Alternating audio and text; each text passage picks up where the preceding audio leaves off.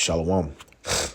First and foremost, all praise, glory, and honor be to Yahweh, Bahasham, Yahweh Shai, Bahasham, Rakaha Kodash, and double honors to the apostles and elders of Great Millstone, better known as G.M.S, who rule well. Peace and salutations unto the hopeful elect, the tabernacle of David, beginning with the 144,000, and the rest of the men, women, and children out of the 12 tribes whom Yahweh Bashem Yahweh Shai will have mercy upon. This is your brother Matazabath from the branch of the Great Millstone here in Melbourne, Australia. And I wanted to do a quick land back off the beloved Elder Apostle Tahar's video entitled, Christians Don't Understand the New Testament at All. And without further ado, I'm just going to jump straight in the video. All right. And we're going to add on some more edification surrounding the precept in Esther chapter 8 and verse 17. So vocab, you weak, man. It says because fear of the Jews had seized them, showing you it's other nationalities through and through. So, sorry guys, your religion is false. Ripper, then you're dealing with Acts 2. And you're a joke. It says in Esther chapter 8 verses 17, Yeah. and in every province and city, Right? wherever the king's command and decree came, the Jews had joy and gladness, a feast day and a holiday. Then many of the people of the land became Jews because fear of the Jews fell upon them. So what we read is Paul speaking to an Edomite saying that he can become and desires for him to become. No, you add to this. He desires for him to say desires. Stop adding to the word. Okay, you know what? Let's say desires. That is what the word means. That is what the word means. It says, there's another translation that says I would. It's funny, though. They're all of a sudden, don't add. He's not adding, by the way. But Yes, he probably didn't know how to answer it because he. Yeah.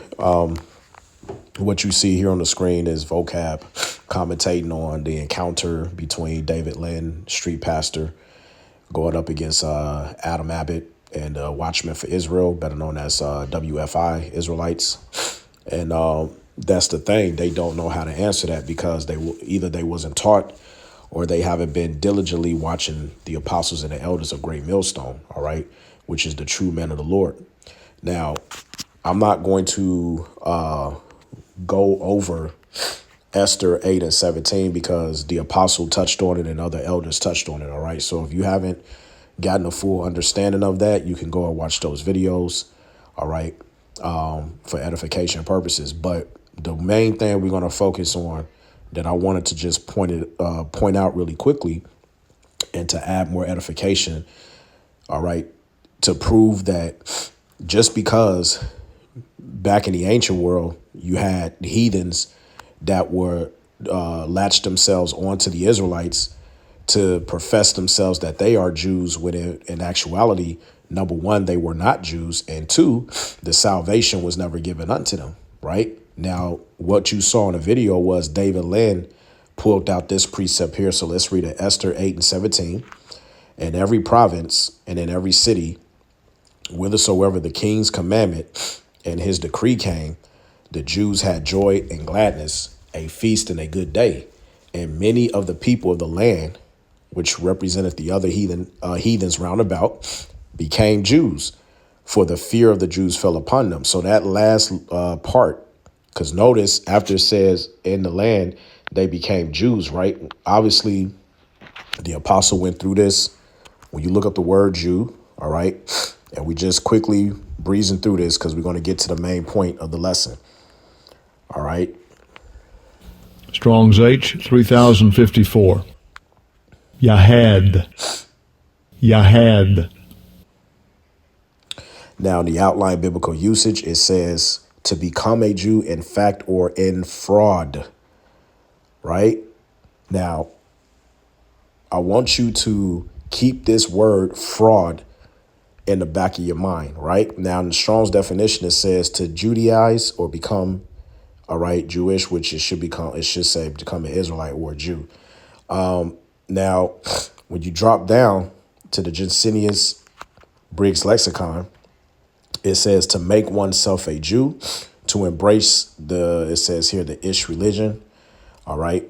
And simply, that's all what it means. Now, to show you what both David Lynn and vocab, no precept Malone, what they don't understand is this is not the first instance where you had heathens that would latch themselves onto our customs and professing themselves to be Jews, right?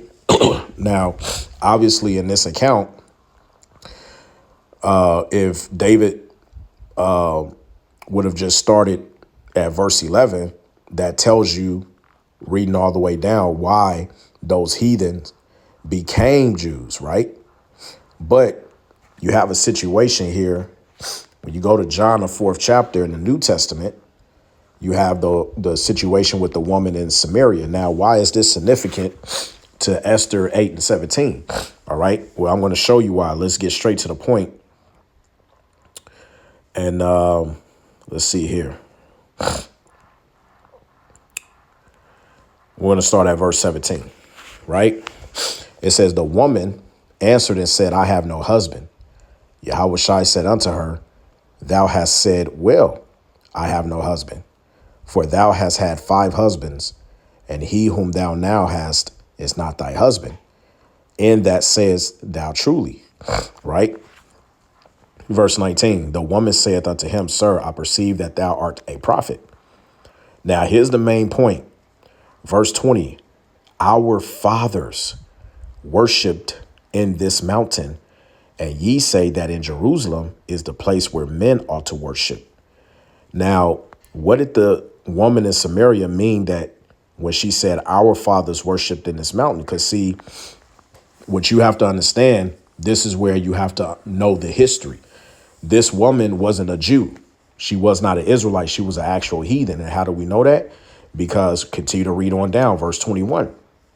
Yahushua said unto her, woman, believe me, the hour cometh when ye shall neither in this mountain nor yet in Jerusalem worship the Father. Ye worship ye know not what. We know what we worship, for salvation is of the Jews. That's a clear cut right there. So if you have a working brain, right, go back to verse 20, you have to ask yourself, what did the woman mean when she said our fathers worshipped in this mountain? Right?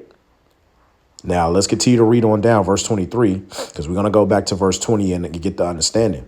It says, but the hour cometh, and now is, when the true worshipers shall worship the Father in spirit and in truth, for the Father seeketh such to worship him. For the Most High is a spirit, and they that worship him must worship him in spirit and truth. Right? So evidently, that woman didn't know what the hell she was talking about. That's why he cut her at verse 22, saying that, told her that basically you don't know what you worship, for salvation is of the Jews. Right? Now, we got to understand the history. This woman, what does she mean when she said that our fathers worship in this mountain? Because it goes back to 2 Kings, the 17th chapter. Okay? 24th verse, it says the title, the cities of Israel filled with strangers. And who was these strangers in this context? The other heathen nations. Now watch this. 2 Kings 17 and 24. And the king of Assyria brought men from Babylon and from Kutha and from Ava and from Hamath and from Seravam and placed them in the cities of Samaria instead of the children of Israel. And they, meaning these heathen nations, possessed Samaria and dwelt in the cities thereof.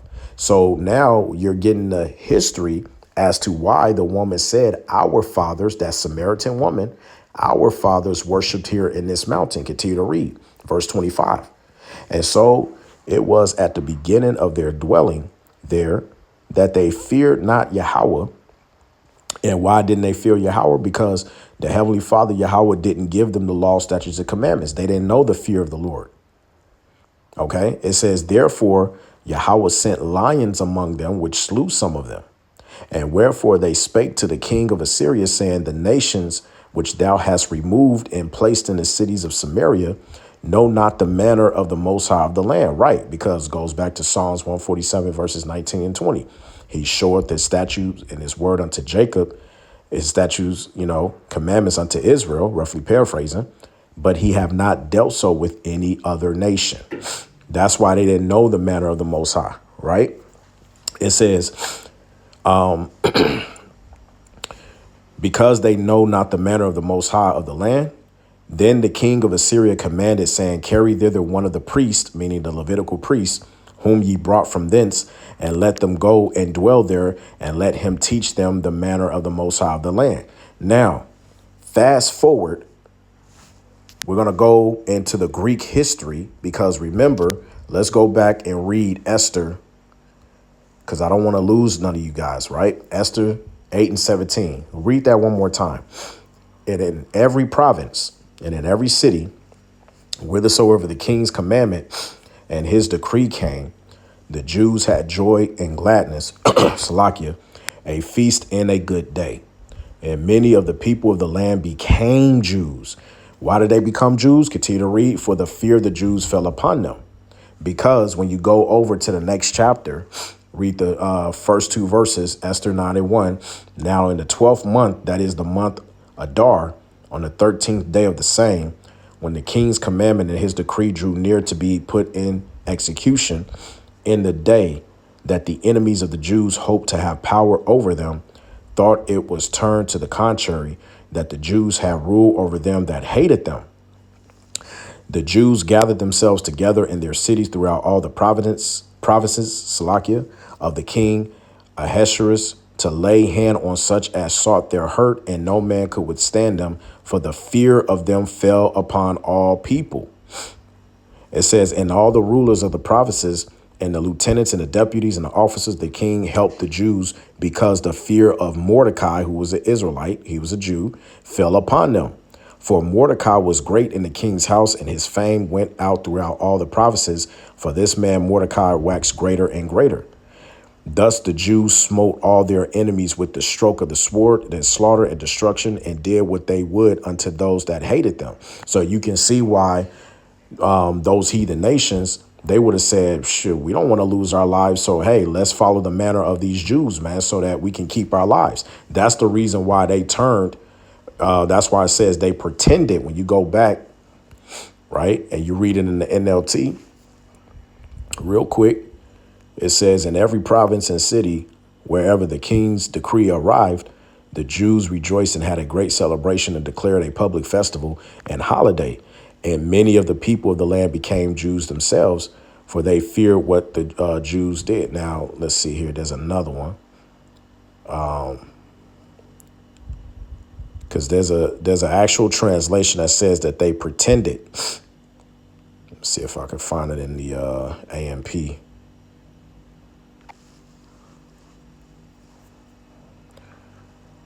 Because some translation says they became, others says they pretend. Here it is, the NET. Throughout every province and throughout every city where the king's edict and his law arrived, the Jews experienced happiness and joy, banquets and holidays. Many of the resident peoples pretended to be Jews because the fear of the Jews had on them. You see? Now, remember, I told you guys to hold the word fraud when you look up that word Jew, Yahad, right? And now we have this word pretended. Now let's come over here. And I was able to pull this up. Now, this is from an account taken from the Antiquities of Josephus. It says Alexander the Great's meeting the high priest of the Jews at Jerusalem. Now, we're going to bring out this information because this is going to cut, all right, vocab and that David character who went up against Adam Abbott, to show you that the heathen nations, whether they want to follow the laws of the land or whatever the case may be, salvation was never given to them, number one. And number two, they only did it, well, because if it was at times when the Jews were getting a blessing, they will want to pretend to be like them so that they can reap the same benefits. But if the Jews had, if they went through any sort of adversity or whatever the case may be, then they didn't even want to have nothing to do with them. And that's the same thing that's going on today, with these Edomites and with these other heathens around. OK, they're trying to right themselves. OK, and on the throne of David, to be a part of the throne of David. That's not going to happen. Now, we're going to do this. I'm going to type in Samaritan. All right. And I want to come down here. Now I'm going to start up. All right. And see this real good. Now we're going to read the account that Alexander had with the heathens after he visited the Jews, right? Now I'm going to start here. I'm going to bring this all the way down.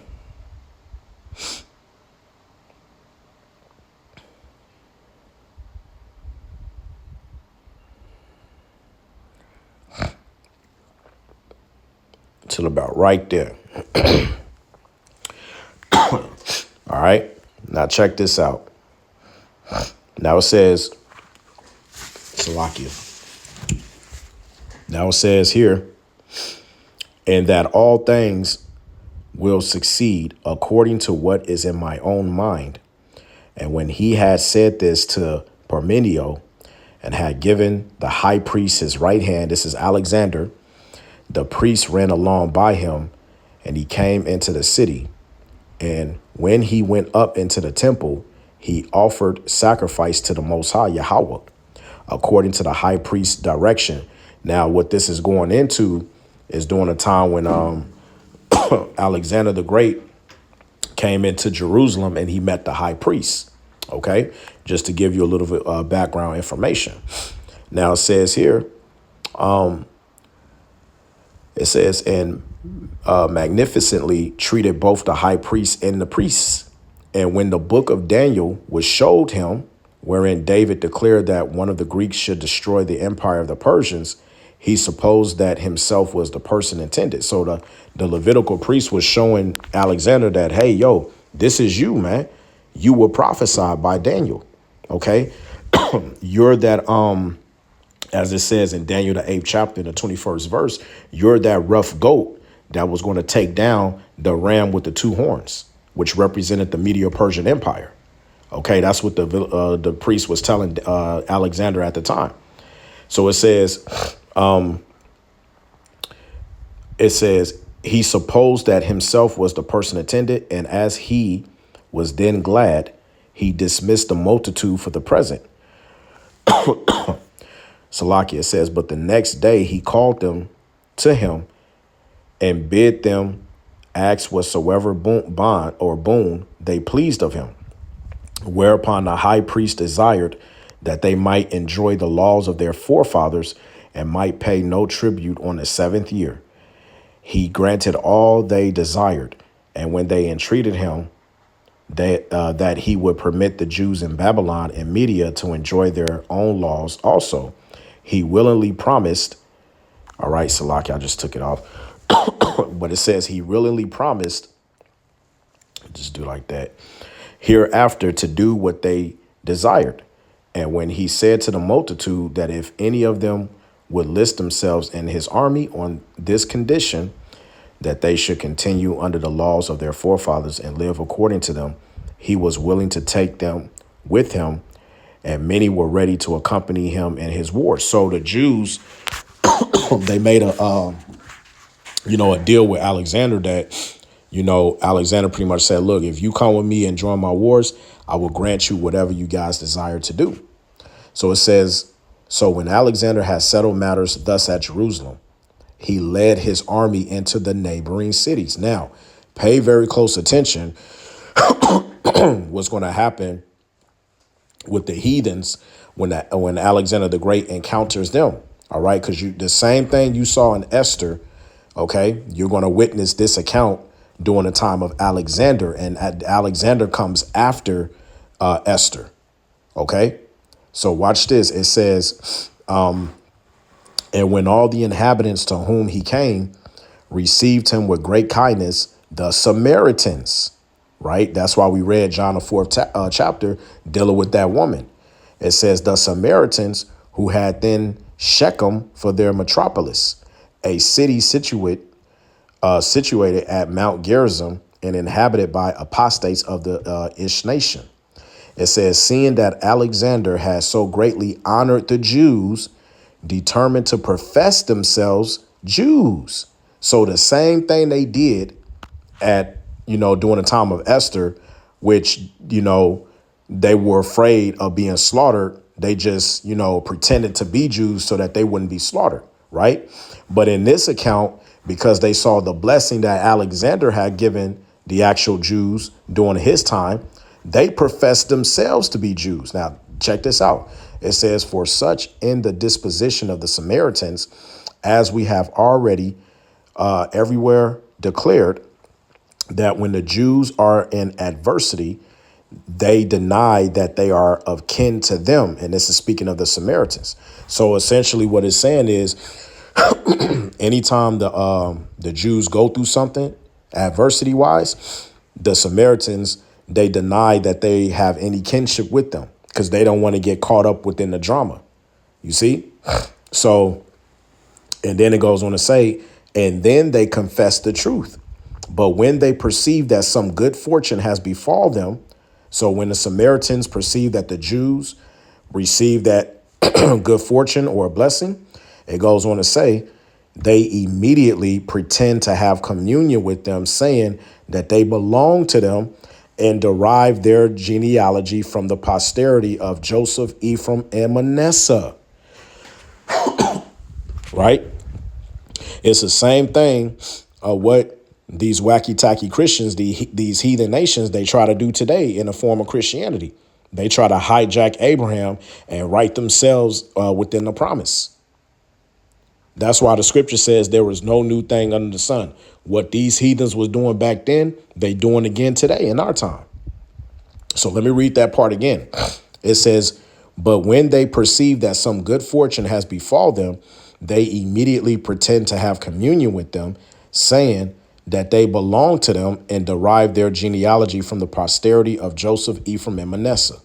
Accordingly, they made their address to the king with splendor and showed great alacrity in meeting him at a little distance from Jerusalem. And when Alexander had commended them, the Shechemites approached to him, taking along with them the troops that Sanballat had sent him. All right, let me just do this. Right. It says they desired that he will come to their city and do honor to their temple also, to whom he promised that when he returned, he will come to them. And when they petitioned that he would remit the tribute of the 7th year to them, because they did not sow thereon, he asked, this is Alexander asking, okay, those Shechemites, those heathens, who they were that made such a petition. And when they said that they were Hebrews, but had the name of Zidonians living at Shechem, he asked them again whether they were Jews. And when they said they were not Jews, it was to the Jews, said he, that I granted that privilege. So Alexander was like, yo, that blessing wasn't for y'all, man. That privilege wasn't for y'all. That was for the actual Jews. That's why he kept asking them, who are you guys to make such a petition to me? First, they lied and said they was Hebrews, right? But then he asked them again, and then they came clean. They was like, no, we're not the Jews. He was like, well, nah. He goes, that privilege goes to the actual people, man. That privilege don't go to y'all. So I bring this out to show you that, once again, there is no new thing under the sun. What happened then is happening again today. You see?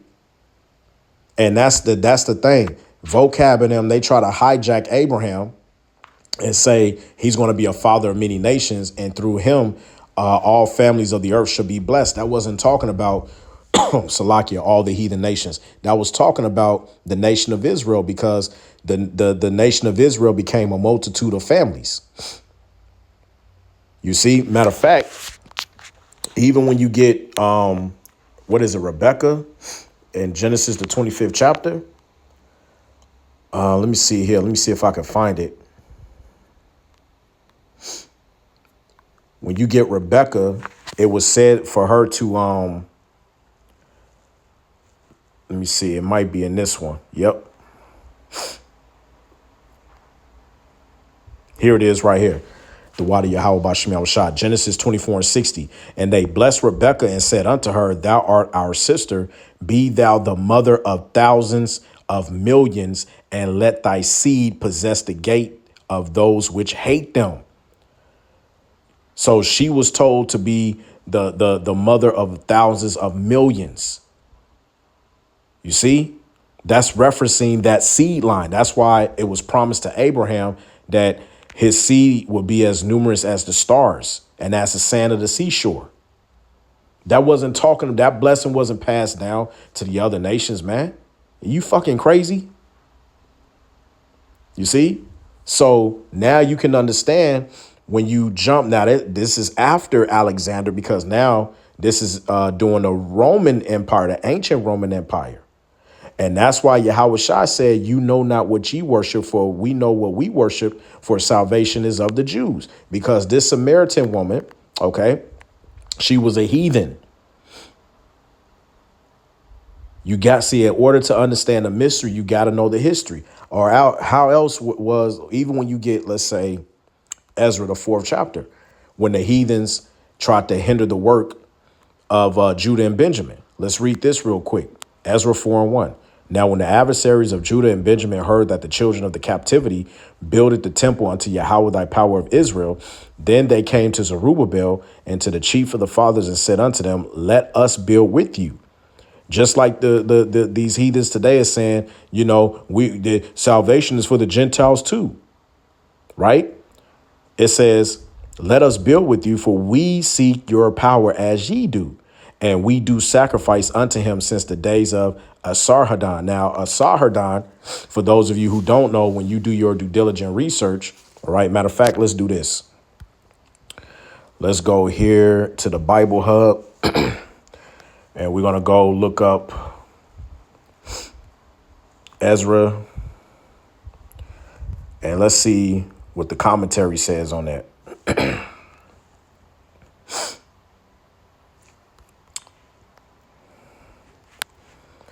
And let's check out, let's see.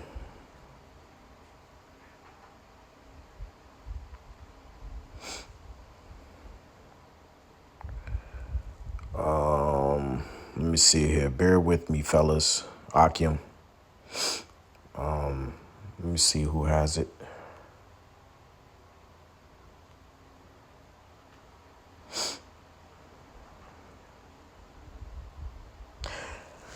Okay, here we go. Barnes' Notes on the Bible. Now, this is from Ezra chapter 4 and verse 2. It says, since the days of Asarhaddon reigned from 681 to 668 BC, thus the Samaritans speak of what had taken place at least 130 years previously. There appear to have been at least 3 colonizations of Samaria by the Assyrian kings, which started with King Salmanasar, which is what we read in 2 Kings, the 17th chapter. Okay, when he brought, and that, look, there it is right there. See, the scholars even know this, man. They put the precept right there. The first is mentioned in 2 Kings 17:24. We read that precept. It says, later in his reign, Sargon added to these first settlers and an Arabian element some 30 or 40 years afterward. Asarhaddon, his grandson, largely augmented the population by colonists drawn especially from the southeast parts of the empire. So basically, King Salmanasar, what he did was he brought all of those heathens in, because Israel, the northern kingdom, they went off. They broke the covenant by worshiping other gods. So the Most High said, all right, forget it. I'm going to kick y'all out. I'm going to bring the heathens in. And that's what Salmanasar did. But then his grandson, he pretty much forwarded, all right, by keeping up with the population. That's the reason why you had that woman in John, the 4th chapter, that Samaritan woman. She didn't know what the hell was going on.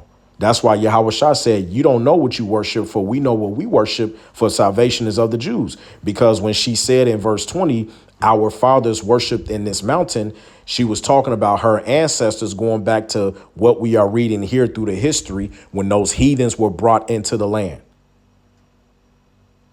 It's just that simple, man. Okay, so going back Read it again, Ezra 4 and 2. Then they came to Zerubbabel and to the chief of the fathers and said unto them, let us build with you, for we seek your power as ye do, and we do sacrifice unto him since the days of Asarhaddon, king of Ashur, which brought us up hither. But Zerubbabel and Jeshua and the rest of the chief of the fathers of Israel said unto them, ye have nothing to do with us to build an house unto our power, but we ourselves together will build unto Yahweh thy power of Israel, as King Cyrus, Salakia, the king of Persia, have commanded us. And we're telling the heathens today, you ain't got shit to do with us on us spiritually building the tabernacle of David, because this is it doesn't involve you, man. Vocab, it doesn't involve you.